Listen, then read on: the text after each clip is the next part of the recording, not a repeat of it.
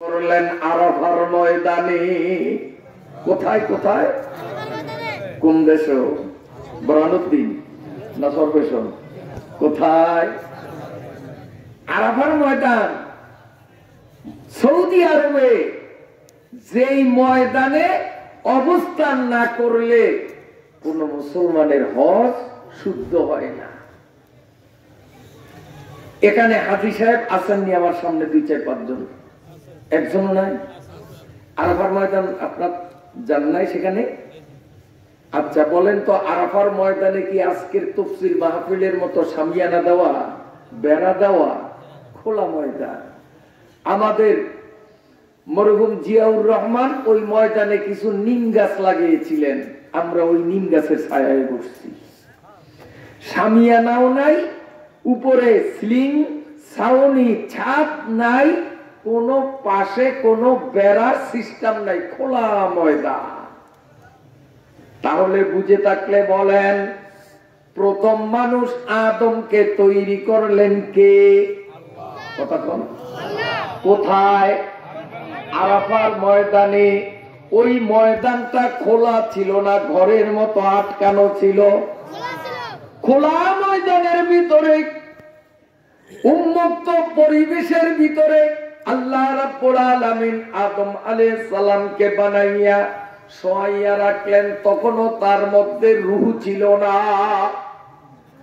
যখন রোদের তাপে আদম আলাইহিস সালামের শরীরটা শুকিয়ে গেল, কোরআনুল কারীমে আল্লাহ বলেন, শুকনো মাটির পাত্রে আঙ্গুল দিয়ে টোকা মারলে ঠন ঠন শব্দ হয়। আদমের শরীরটাও শুকিয়ে এমন হয়েছিল, টোকা দিলেই ঠন ঠন ঠন ঠন শব্দ হতো। ওই অবস্থায় যখন আদমের শরীরটা হলো, আল্লাহ রাব্বুল আলামিন কুদরতি হাতে আদমের দেহটাকে নিয়ে আরাফার ময়দান থেকে আল্লাহ রাব্বুল আলামিনের কুদরতি জায়গা বেহেশতের জমিনের মধ্যে আদমকে শোয়াইয়া দিলেন। তখনও আদম মানুষ না, কারণ তার মধ্যে রূহ ছিল না। এরপরে আল্লাহ রাব্বুল আলামিন আদম আলাইহিস সালামের ভিতরে রূহটা যখন দিলেন, আদম আলাইহিস সালাতু ওয়াস সালাম জিন্দা হয়ে উঠে বসলেন। জান্নাতের বিল্ডিং, জান্নাতের চোখ মাতানো প্রাসাদগুলো, জান্নাতের আকর্ষণীয় বিভিন্ন রকমের সুখ সামগ্রীগুলো সব অবলোকন করতেছেন, দেখতেছেন। এত রকমারি নিয়ামত মালা আইনুন রাআত ওয়ালা উযুনুন সামিআত ওয়ালা খাতারা আলা কলবি বাশার। জান্নাতের নিয়ামত যে কত উন্নত, বুঝার শক্তি আমাদের নাই, বলার ভাষা মুখে নাই। আর কানের মধ্যেও জান্নাতের কথা শোনাবে আমাদের এমন কোন বক্তা এই দুনিয়াতে আল্লাহ পয়দা করেন নাই। জান্নাত সম্বন্ধে কিঞ্চিত মাত্র আমরা জানি, জান্নাতের মূল বর্ণনা আমরা জানি না। এই সব নিয়ামত সব কিছুর মধ্যে আদম ডুবন্ত। এরপরেও আদমের দিলের মধ্যে কেমন যেন একটা অশান্তি বিরাজ করে। কি যেন দরকার, কি যেন দরকার, কি যেন তার লাগবে। দুধের নহর, মধুর নহর, হুর গেলমান, দালান কোটা, আরো বাগ বাগিচা, কত কিছু। এরপরেও আদমের দিলের মধ্যে কেমন যেন একটা অভাব অনুমান করতেছেন। আরো যেন কি দরকার, কি যে দরকার, বলার মতো ভাষা আদমের মুখে ছিল না। বলতে পারে না যে আমার মনে যে অশান্তিটা, কি পাইলে অশান্তিটা লাঘব হবে, মনটা আমার শান্ত হবে, সেটা কি, এটা বলার মতো ভাষা নাই। আচ্ছা, আদম বলতে পারে না যে আদমের কি দরকার। আদমকে যিনি তৈরি করলেন সে আল্লাহ তো জানে না। কথা বলেন, জানে? আল্লাহ রাব্বুল আলামিন জানেন। এই জন্য আল্লাহ রাব্বুল আলামিন আদমের চোখে ঘুম দিয়ে দিলেন। আদম আলাইহিস সালাম যখন ঘুমে অচেতন, রব্বুল আলামিন এই জীবিত আদমের বাম পাজর থেকে একটা বাঁকা হাড্ডি অপারেশন করে বের করলেন। ওই বাঁকা হাড্ডি দিয়ে তৈরি করলেন পরম রূপসী লাবণ্যময়ী বিবি হাওয়া আলাইহিস সালামের দেহ। আদম তখন ঘুমন্ত, হাওয়াকে সুন্দর আকৃতি দিয়ে রব্বুল আলামিন তৈরি করে ঘুমন্ত আদমের একটু দূরে জান্নাতের একটা ফল বৃক্ষের নিচে বসিয়ে রাখলেন। কিছুক্ষণ পরে যখন আদমের ঘুম ভেঙে গেল, আমার দিকে চান, বোঝেন না বোঝেন না কিছু বোঝেন না, হাওয়ার দিকে যে চাইছে চৌকার ফিরে না। কোথায়, কোন জায়গায়, কোন জায়গায়? আর ফরমাতানি না সর্বতা বাংলা বাজারে টলগড়ে, কোন জায়গায়? এখানে কতগুলো জিনিস আমাদের চিন্তার বিষয়। একটা হলো বেহেশত জায়গাটা দুনিয়ার থেকেও নোংরা না পবিত্র? কোনটা বেশি পবিত্র? বেহেশত পবিত্র না? তো বেহেশতের মতো পবিত্র জায়গা একজন নারী আর পুরুষ চোখে চোখে নজর পড়লো, হাওয়াও আদমের দিকে তাকাইয়া আছে, আদমও হাওয়ার দিকে তাকাইয়া আছে। তাদের এই তাকানির মধ্যে একটা সুখ, একটা মজা, একটা শান্তি তারা অনুভব করতেছেন। আর এই জান্নাতের তুলনায় এই দুনিয়াটা কত নোংরা জায়গা, ঠিক না বেটি? এই নোংরা জায়গায় একটা বেগানা পুরুষ আর বেগানারা নারী যদি চোখে চোখে নজর পড়ে, তাহলে তাদের নাকি মনে কিছু আসে না, মনে কিছু আসে না। এই কথা বলতে পারে কে? এই কথা বলতে পারে এইরকম নাবালেগ বাচ্চা। কারণ নারীর কি মজা এটা বুঝার মতো বয়স ওর হয় নাই। ও যদি বলে যে নারী দেখলে আমার মন খারাপ হয় না, সত্য না মিথ্যা? কারণ নারী কি এটা বুঝার মতো সেই এনার্জি ওর মধ্যে এখনো তৈরি হয় নাই। নাবালেগ বাচ্চা বলতে পারে বেপরদা নারী দেখলে আমার মন খারাপ হয় না। একমত? একমত? এ গেল একজন। আরেকজন বলতে পারে যার রাইফেল আছে বন্দুক নাই। আর বানতে পারলাম না, বুঝছেন? রাইফেল আছে বন্দুক নাই, খোঁজা খোঁজা, বুঝেন না? যৌন ক্ষমতা নাই, তোর চালান নাই, ব্যবসা করবে কি দিয়ে? এই বাংলা বাজার যদি ব্যবসা করতে হয় অন্তত 10 টাকা পুঁজি তো লাগবে, চালান লাগবে। 10 টাকা দিয়া ধনিয়া পাতা কিনিয়া কলা পাতা বিছাইয়া রাস্তার কিনারে বৈশা হয়তো ব্যবসা করলে 12 টাকা দিয়া বাড়িতে যেতে পারে, ঠিক না বেটি? তাহলে অন্তত ব্যবসা করতে হলে কিছু চালান পুঁজি লাগে কিনা? তো ওনার তো চালানই নাই, যৌন ক্ষমতাই নাই, কাজে নারী দেখলে তার মন কেন খারাপ হবে? তাহলে খোঁজায় বলতে পারে, নপুংসুক সে বলতে পারে। এক কথায় যার মধ্যে যৌনতা নাই সে বলতে পারে যে বেপরদা নারী দেখলে আমার মন খারাপ হয় না। বুঝাইতে পারছি কথা, ঠিক না বেঠি? গেল কয়জন? 2 জন, আর আছে একজন। সেটা কমু না? Majority must be granted. 3 জনের 2 জন যখন কইছি আর একজন না কইল তো চলবে, এইটা বলা লাগবে। হ্যাঁ, তো এইটা বলবো একটু শর্ত। রাস্তায় আল্লাহর কিছু বন্দারা জায়গার অভাবে দাঁড়িয়ে আছে, কষ্ট পায়। আপনারা একরামের নিয়তে যদি এই যে সামনের ফাঁকা জায়গাটা পূরণ করেন, ওনাদের বসার সুযোগ হবে। জিকিরের তালে তালে আগাইয়া আসেন, লা ইলাহা ইল্লাল্লাহ। হ্যাঁ, শুধু জিকির করতে বলি নাই, 2টা বলছি, জিকিরও বলছি, আগাইতেও বলছি। ইল্লাল্লাহ, লা ইলাহা ইল্লাল্লাহ, লা ইলাহা ইল্লাল্লাহ, লা ইলাহা ইল্লাল্লাহু মুহাম্মাদুর রাসূলুল্লাহ। একটা কথা আপনাদের জিজ্ঞাসা করি, বুঝলে উত্তর দিবেন, না বুঝলে চুপ থাকবেন। বেজার হইবেন নি আপনারা? আমাদের নবী সাল্লাল্লাহু আলাইহি ওয়াসাল্লাম যখন ওয়াজ তাফসীর বয়ান করতেন, তখন শ্রোতা আমাদের বর্তমান সময়ে যত হয়, লাখ লাখ শ্রোতা হয়, হাজার হাজার হয়, শত শত হয়, নবীজির আমলে কিন্তু অত হইত না। তার কারণ মুসলমানই কি ছিল কম।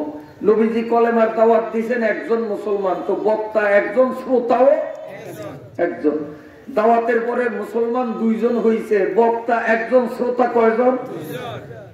দাওয়াত দিতে দিতে 10 জন মাত্র মুসলমান গোটা পৃথিবীতে আর নাই। এখন বক্তা তো একজন, নবীজি, শ্রোতা কয়জন? 10 জন। তো নবীজির আমলে তো এত বিশাল মাহফিল, চরমনাইর ময়দান আর টঙ্গীর ময়দান ছিল ছিল না।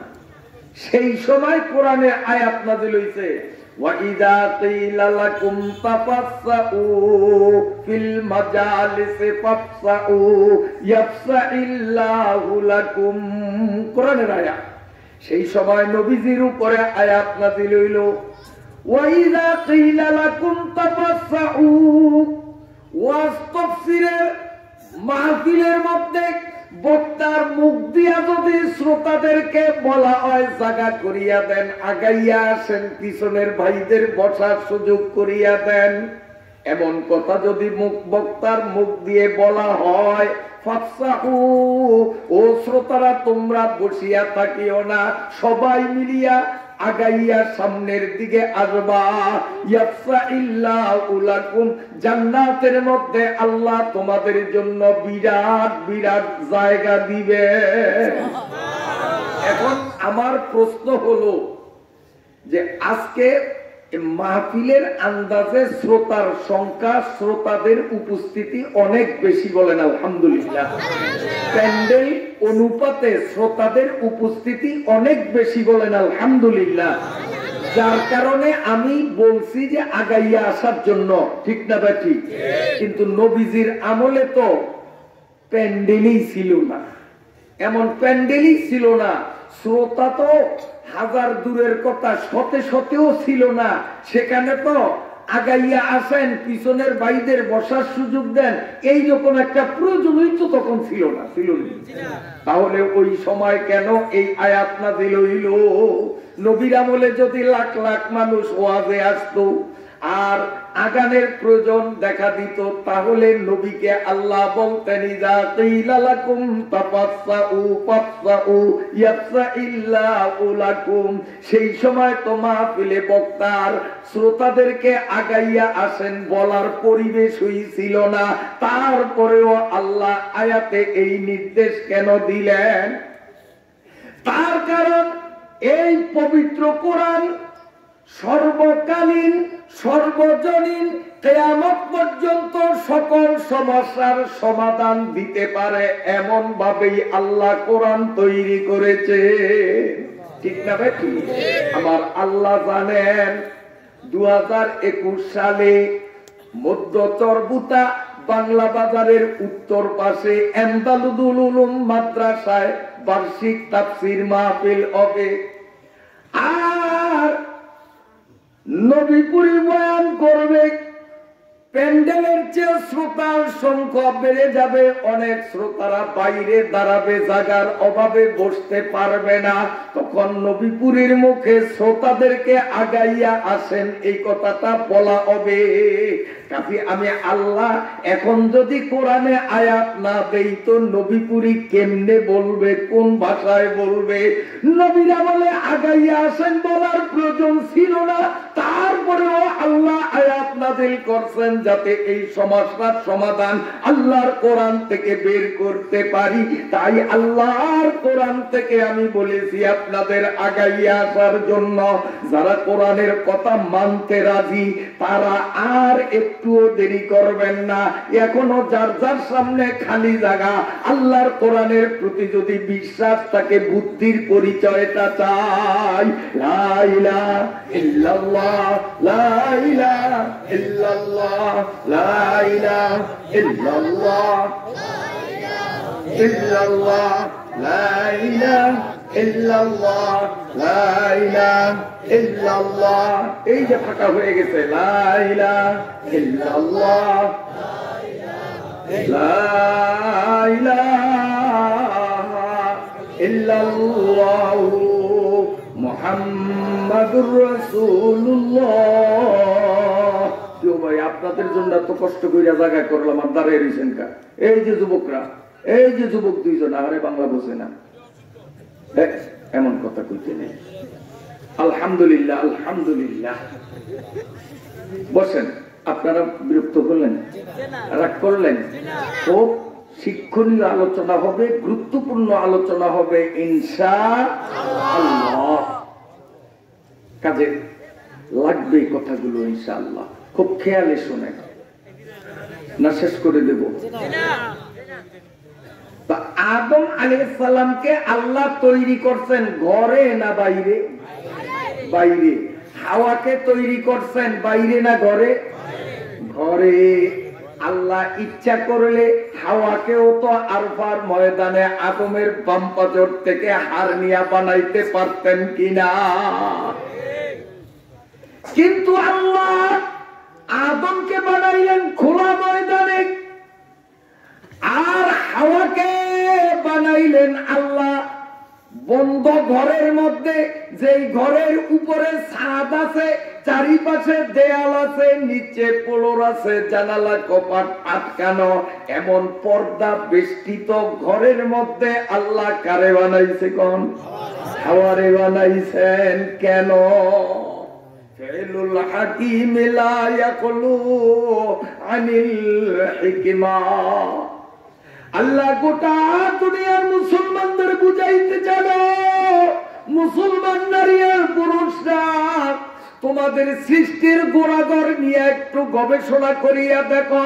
আদমরে তৈরি করলাম খোলা ময়দানে, যেহেতু আদম পুরুষ, পুরুষরা খোলা ময়দানে চলাফেরা করবে, হাটে বাজারে, রাস্তা ঘাটে, অফিসে আদালতে, স্কুলে কলেজে, সব জায়গায় খোলা জায়গায় চলাফেরা করবে পুরুষ।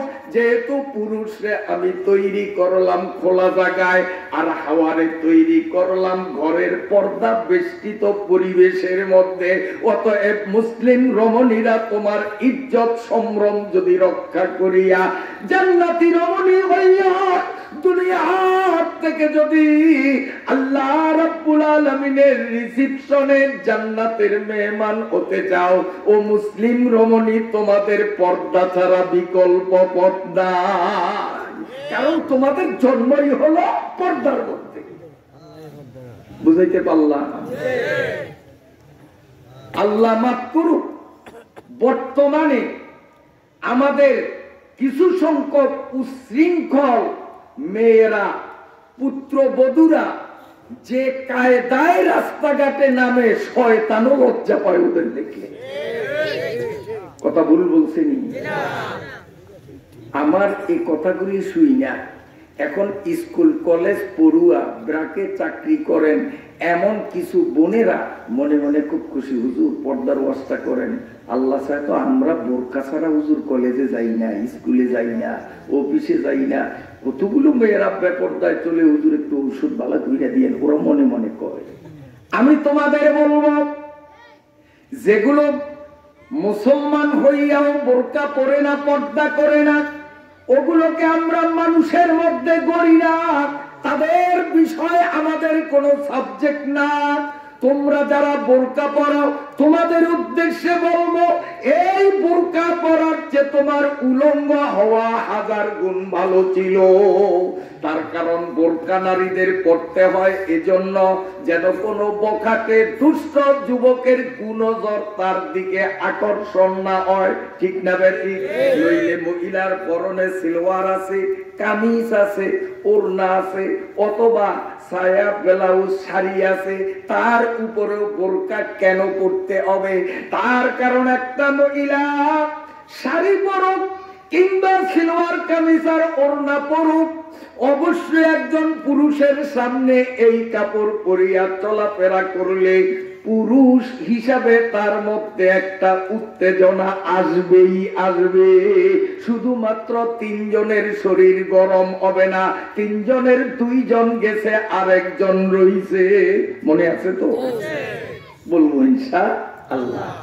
স্মরণ করে দিলাম যে ভুলি নেই। অনেকে মনে মনে বেজার যে হুজুরে কোন কথাতে কোন কথা গেছে গোড়া ঠিক না। আমি তো আপনাদের এই লালমোহরে আজকে নতুন না, কমবেশ হিসাব করলে 45 বছর এই লালমোহনে আমি ওয়াজ করি। কাজে আমার ওয়াজ আপনার এই 45 বছরে বহু শুনছেন। বিষয় ভিত্তিক আলোচনা করাই আমার দৈনন্দিনের অভ্যাস। যেদিন যেই বিষয় নিয়ে হয়তো প্রাসঙ্গিক কিছু কথা আসলেও মূল বিষয় কিন্তু আমার ঠিক থাকে। কি বলেন আপনারা? আরো শুনছেন না? স্মরণ করে দিলাম যে ভুলি নেন। কয়জনে বলতে পারে মন খারাপ হয় না? গেছে কয়জন? একটা হলো নাবালেগ, আর একটা হইলো সালান নাই, ব্যবসা করবো কি দিয়ে।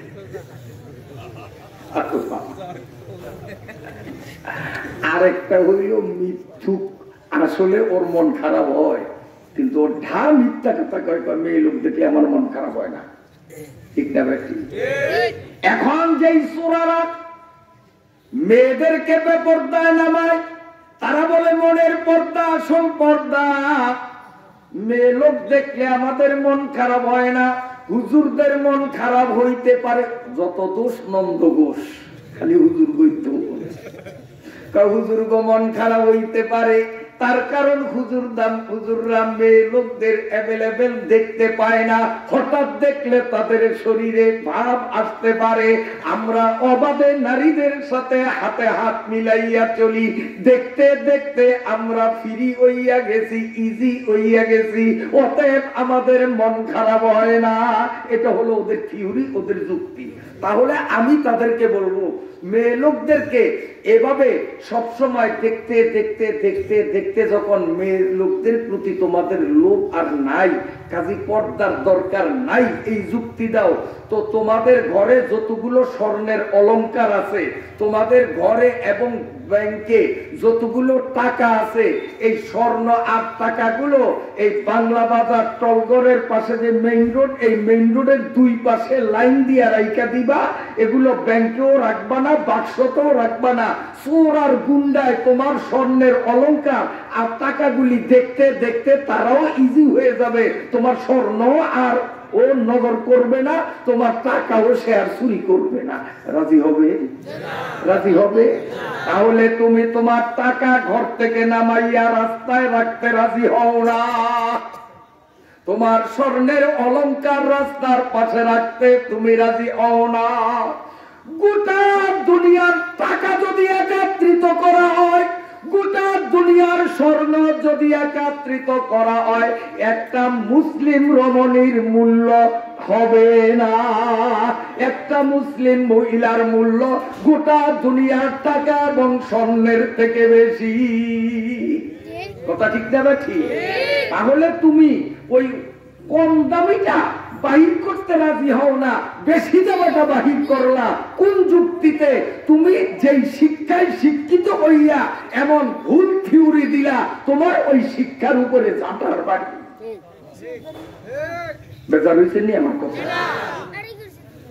আল্লাহ, আমি কিন্তু যুক্তিবাদী না, নামের সাথে যুক্তিবাদী নাই, কিন্তু যুক্তি ছাড়া কথাও কই না। আলহামদুলিল্লাহ। আবার কোয়েন না যে হুজুর এটা কইছে যাতে আগামীতে পুরস্কারে যুক্তিবাদী নাউজুবিল্লাহ মিন যালিক, এটা একটা বাক্যে বাক বললাম আর কি। কেউ লেখবেন না, যদি লেখেন আর আমার নজরে পড়ে তবে কাইটা দেব।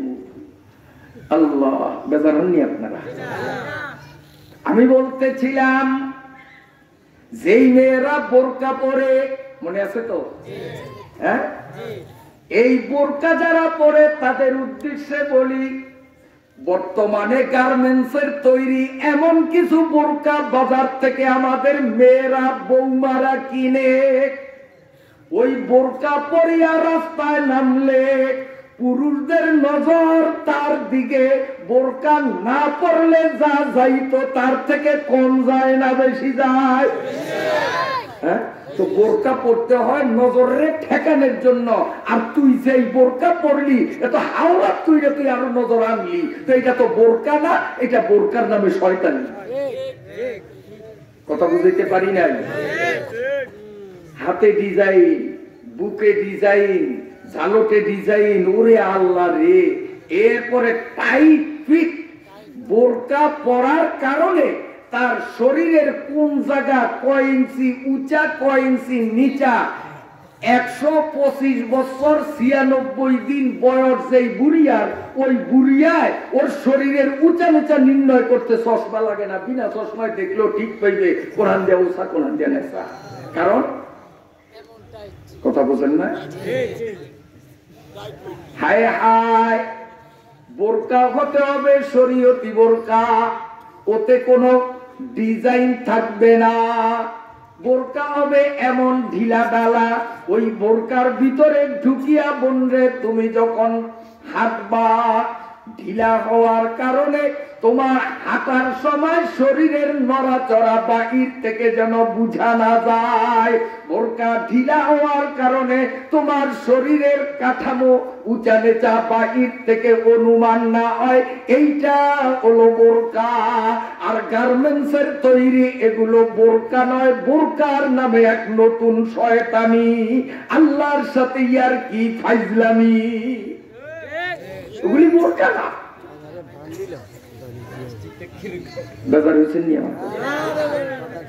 আমার ভাইরা বাবাজিরা, আল্লাহ রাব্বুল আলামিন আয়াতের সাথে মিল দেব। আমি যেই কথা বলতেছি যে হুজুর আয়াত কি পড়লেন আর কি বলেন, যখন সুদা মিলামু তখন ঠিক পাইবেন এই কথার সাথে আয়াতের সাথে সম্পর্ক কি। ইনশাআল্লাহ বিরক্ত হননি আপনারা?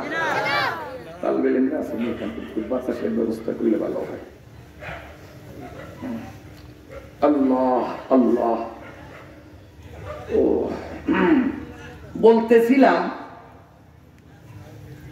আদম আলাইহিস সালাতু ওয়াস সালামকে আল্লাহ পাক বানাইলেন, বানাইয়া আল্লাহ পাক নিজে আদম আলাইহিস সালামের মধ্যে ইলম দান করেছেন। বিশ্বাস হয়নি আপনাদের? কোরআনের আয়াত, وعلم آدم الأسماء كلها ثم عرضهم على الملائكة فقال أنبئوني بأسماء هؤلاء إن كنتم صادقين. আল্লাহ পাক আদমের ভিতরে এলেম দিলেন, যেই এলেম আল্লাহ ফেরেশতাদেরকে দেন নাই। আদমকে কি দিয়া বানাইছে? স্বর্ণ দিয়া, রূপা দিয়া, কি দিয়া? মাটি দিয়া। আর ফেরেশতাদেরকে বানাইছেন কি দিয়া? নূর দিয়া। নূরের দাম বেশি না মাটির দাম বেশি? শোনেন, মাটির দাম বেশি। তাহলে কালকে এই বাংলা বাজার মাছ কিনবেন, তরকারি কিনবেন, মুদি সদাই কিনবেন, একটা টাকাও নিবেন না। বাড়ির থেকে এক হাজি এক টুকরি মাটি নিয়া ওই মুলার দোকানে যাবেন, এই দর তোরে এই মাটি দিলাম, আমার এই মুলা দে, এই মুদি দোকানে এই 5 কেজি চাউল দে, তোরে মাটি দিলাম, বস্তা বইরা দিবে তো চাউল। মাটির দাম যখন বেশি বললেন নূরের থেকেও, আমি তো দেখি মূলার সমানও দাম নেই। মূলা তো ভালো কথা, একটা বিড়ি যেটা শরীয়তে খাওয়ানো আরাম, মাকরুহ তাহরিমা, আপনি যদি 50 কেজি মাটি ওদের উক্কা বিড়ি দিবনি কম, তো মাটির দাম বেশি করে। আল্লাহ রাব্বুল আলামিনের সৃষ্ট মখলুকের মধ্যে সবচেয়ে কম দামা হলো মাটি। দেয়ার ইজ নাথিং, এর কোনো মূল্য নাই। আর আল্লাহ পাকের সৃষ্টির মধ্যে সবচেয়ে চড়া দামি, সবচেয়ে মূল্যবান জিনিসের নাম হলো নূর। মাটির কোনো দাম নাই। জঙ্গে ধরা লোহারও কিছু না কিছু দাম আছে। অন্তত ভাঙ্গা চূড়া যারা কেনে ওদের দিলে একটা কি পাওয়া যায়? আইসক্রিমও তো কিনা যায়। জঙ্গে ধরা লোহা মাটি দিলে দিব? কথা কন না কা? জঙ্গে ধরা লোহা কিন্তু কটকটি আলাদা দেন, আইসক্রিম পাওয়া যাবে, কটকটি পাওয়া যাবে। কি বুঝা গেল? যে লোহা জঙ্গে ধরা হলেও তার কিছু দাম আছে। লোহার থেকে দাম বেশি হলো পিতলের, স্টিলের, ঠিক না ঠিক? এই পিতল আর স্টিলের থেকেও দাম বেশি রূপার, না ভুল বলছি? রূপার থেকেও দাম বেশি হলো স্বর্ণের, স্বর্ণের থেকেও দাম বেশি হলো মুক্তার, তার চেয়েও দাম বেশি হলো পান্নার, তার চেয়েও বেশি দামের জিনিস হলো চুন্নি, তার উপরে হলো নূর, নূরের চেয়ে বেশি মূল্যবান জিনিস আল্লাহ তৈরি করে না। সবচেয়ে মূল্যহীন মাটি দিয়ে বানাইলেন আদম, আর চড়া মূল্যের জিনিস নূর দিয়ে বানাইলেন কারে? ফেরেশতারে। বানাইয়া আল্লাহ ফেরেশতাদেরকে জিজ্ঞেস করলেন, ও ফেরেশতারা বলো তো তোমরা আমি আল্লাহর কাছে বেশি দামি না আমার আদম বেশি দামি? কে জিজ্ঞাসা করছে? কারে? ফেরেশতাদেরে। এবার ফেরেশতারা জবাব দেয়, ওগো আল্লাহ, যদি বয়সের কারণে কেউ দামি হয় তাহলে আমরাই দামি হওয়ার কথা। তার কারণ আমাদেরকে কোটি কোটি বছর আগে বানাইছেন, আদম রে তো কেবল অল্পক্ষণ আগে বানাইছেন। আমাদের চেয়ে সে হলো একেবারে বয়স কম, আমরা কোটি কোটি বছরের মুরব্বী। কিন্তু বয়সের দ্বারা মানুষের দাম হয় না। ওগো আল্লাহ, বংশের কারণে যদি দাম বাড়ে তাহলে আমরা ফেরেশতারাই দামি হওয়ার কথা ছিল। তার কারণ আদমের বংশ হলো মাটি আর আমাদের বংশ হলো নূর, আমরাই দামি হওয়ার কথা। বংশ আমরা বড়, বংশ আমরা বড়, কথা বুঝছেন? বয়সেও বড়, কিন্তু বংশ আর বয়সে কারো দাম হয় না। দাম হয় একটা জিনিস দ্বারা, সেটার নাম হলো এলেম। যেখাকে হি চে আদম আপরিদা বা ইলমস বর মালাইক বর গুজিদা हरा को सेजदा बरदस्मंद मासू बा इस्तिकबार शैतान गश्त मलऊन बा इस्तिकबार शैतान गश्त मलऊन। ফেরেশতারা কয় আল্লাহ, আদম যদিও বয়সে ছোট্ট, আদম বংশের দিক থেকে যদিও আমাদের চেয়ে ছোট্ট, কিন্তু আদমের মধ্যে এলেম আছে, আমাদের মধ্যে এলেম নাই। অতএব সমস্ত ফেরেশতাদের চেয়ে এক আদমের দাম অনেক বেশি। দেখাকে হি যে আদম আপরিদা বাইল মাসবর মালাইক বর গুজিদা। এই চরবুতায় কারো বর যদি 125 বছরের মুরব্বী, কিন্তু উযুতে কয় ফরজ জানে না, নামাজ বন্ধের কারণ কি জানে না, আর কালাকাম কয় ফরজ কি কি তা বললে তো পাতলা পায়খানা ছুটবে। 125 বছরের বুড়িয়ার মধ্যে এলেম নাই। এমদাদুল উলুম মাদ্রাসার নুরানি বিভাগের ছাত্র নাকে টিপ দিলে হয়তো দুধ পড়বে, খাল পারে গেলে হয়তো সেই দিনের সিরা হোগলা পাওয়াও যাইতে পারে। কোন দিনের তা বললাম না, বুঝে নিয়ে। এই ছোট্ট পোলাটা যদি আজকের স্টেজে আমি নবীপুরীরে সরাইয়া এই চেয়ারে এমদাদুল উলুমের এইরকম ক্যাপসুল মার্কা ছোট্ট একটা পোলারে বসাইয়া প্রশ্ন করেন, বলো তো আরকান আহকাম কয় ফরজ বলতে পারবে কিনা বলেন? এই এমদাদুল উলুম মাদ্রাসার নাবালেগ ছোট্ট একটা বাচ্চারে যদি জিজ্ঞেস করেন নামাজ ভঙ্গের কারণ কয়টি ও কি কি, পারবেনি? কথা বলেন, পারবে কিনা? তাহলে ও হয়তো রিক্সাওয়ালার পোলা, বয়স হইল কেবল 6 বছর, বংশ হলো ছোট্ট, রিক্সাওয়ালার পোলা, বদলার পোলা, মুসির পোলা, মনে করেন এমন 3rd পার্সনের। আর আপনি 125 বছরের মুরব্বী, এই লালমোহনে আপনার জমিন, ভোলায় আপনার জমিন, ঢাকা গুলশান বনানীতে 25 তলার বিল্ডিং কয়েকটা, অনেক কিছু আপনার আছে, কিন্তু আপনার এলেম নাই। আপনার মতো বুড়িয়া, আপনার মতো নেতা, আপনার মতো সম্মানী ব্যক্তির চেয়ে এই রিক্সাওয়ালার পোলার মধ্যে এলেম তাকনে তার দাম বেশি। ঠিক না ভাই? ঠিক। কারণ তার মধ্যে দাম আছে। সংক্ষেপে একটা কথা বলি, একটা মাটিয়া খোরা বুঝেন তো, মাটির পাত্র, আর একটা হইল স্টিলের বাটি। দাম কোনটার বেশি? আপনাকে লালমনে কোনটার দাম বেশি? স্টিলের দাম বলা, স্টিলেরটা তালে মিলে ঠিক আছে, তাইলে অসুবিধা নাই তো। স্টিলেরটা দাম বেশি, কিন্তু স্টিলেরটা খালি, ওতে কিছু নাই, একবারে গুদা। কিন্তু মাটিয়া খোরার মধ্যে 10 আনা ওজনের খাঁটি স্বর্ণের চেইন রাখা। ও আমার ভাইরা বাবাজিরা, এখন আপনারা বলেন, দেখেন যে ডাকাইত আসতেছে, ডাকাইতের ভয়তে আপনি কি স্টিলের বাটি আগে গুজাইবেন না মাটির বাটি আগে সরাইবেন? কথা কন কেন? যদিও মাটির বাটি, কিন্তু এর মধ্যে মাল আছে। যদিও স্টিলের বাটি এবং সাইজে বড়, কিন্তু ওর মধ্যে মাল নাই। অতএব ওই বিশাল আকৃতির বড় স্টিলের বাটির চেয়ে ছোট্ট মাটির খোরার দাম বেশি। তার কারণ ভিতরে মাল আছে, স্বর্ণ আছে।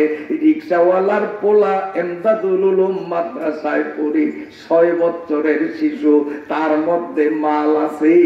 আপনি 125 বছরের বুড়িয়া, একরে একরে জমিনের মালিক, মেম্বার, চেয়ারম্যান, এমপি, অনেক কিছু হইতে পারেন, মাল নাই। ওই রিক্সাওয়ালা পোলার তুলনায় আপনি কিচ্ছু না। যেখাকে হি চে আদম আফরিদা, বাইল মাসবর মালাইক বরগুজিদা, হারাকু সিজদা বুরদশমন্দ মাসউ